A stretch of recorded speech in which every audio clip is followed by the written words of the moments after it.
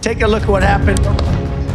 যুক্তরাষ্ট্রের পেনসিলভেনিয়া অঙ্গরাজ্যে শনিবার এক নির্বাচনী প্রচারণার সময় হামলায় আহত হন সাবেক মার্কিন প্রেসিডেন্ট ডোনাল্ড ট্রাম্প। এরপর থেকেই তার শারীরিক অবস্থা নিয়ে উদ্বেগ উৎকণ্ঠা তৈরি হয়। তিনি কেমন আছেন, এখন কী অবস্থায় আছেন, সেই প্রশ্নই সবার মনে ঘুরপাক খাচ্ছে। তবে তার শারীরিক অবস্থা ভালো আছে বলে দলের পক্ষ থেকে নিশ্চিত করা হয়েছে। রিপাবলিকান প্রচারণা শিবির শনিবার ওই হামলার পর জানিয়েছে ডোনাল্ড ট্রাম্প এখন ভালো আছেন এবং একটি হাসপাতালে তার শারীরিক অবস্থা পরীক্ষা নিরীক্ষা করা হয়েছে। গুলিতে আহত হওয়ার পরপরই নির্বাচনী প্রচারণার মঞ্চ থেকে ট্রাম্পকে সরিয়ে নেওয়া হয়।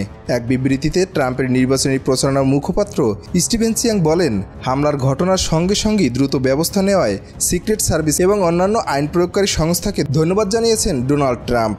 তিনি বলেন, ট্রাম্প এখন ভালো আছেন।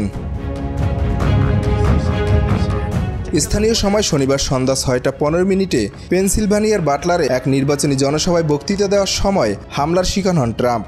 তার কানে গুলি লাগে, তবে অল্পের জন্য প্রাণে বেঁচে গেছেন এই রিপাবলিকান প্রেসিডেন্ট প্রার্থী। হামলার পরপরই তিনি মাটিতে পড়ে যান। এ সময় তার মুখমণ্ডলে রক্ত দেখা গেছে। এই ঘটনার পরপরই সিক্রেট সার্ভিসের সদস্যরা হামলাকারীকে গুলি করলে তিনি নিহত হন। এছাড়া আরও দুজন এই ঘটনায় গুরুতর আহত হয়েছে বলে সিক্রেট সার্ভিসের পক্ষ থেকে জানানো হয়েছে।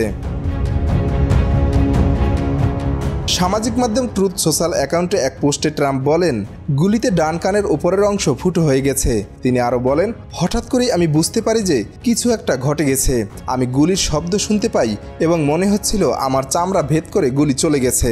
অনেক রক্ত বের হচ্ছিল এবং আমি বুঝতে পারলাম যে আসলে কি ঘটেছে। পোস্টের শেষে ট্রাম্প বলেন, ঈশ্বর আমেরিকার মঙ্গল করুক। সাবেক প্রেসিডেন্ট ডোনাল্ড ট্রাম্পের ওপর বন্দুক হামলার ঘটনায় নিন্দা জানিয়েছেন মার্কিন প্রেসিডেন্ট জো বাইডেন। হামলার পর তাৎক্ষণিক এক প্রতিক্রিয়া বাইডেন বলেন, যুক্তরাষ্ট্রে এ ধরনের সহিংসতার কোনো স্থান নেই। পেনসিলভেনিয়ার সহিংসতার ঘটনায় সবার নিন্দা জানানো উচিত। ডোনাল্ড ট্রাম্পের সমাবেশে গুলি চালানোর বিষয়ে আমাকে ব্রিফ করা হয়েছে। আমি কৃতজ্ঞ যে তিনি নিরাপদে ও ভালো আছেন।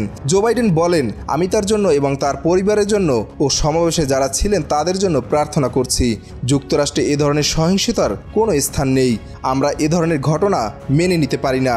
এর নিন্দা জানাতে এক জাতি হিসেবে আমাদের ঐক্যবদ্ধ হতে হবে।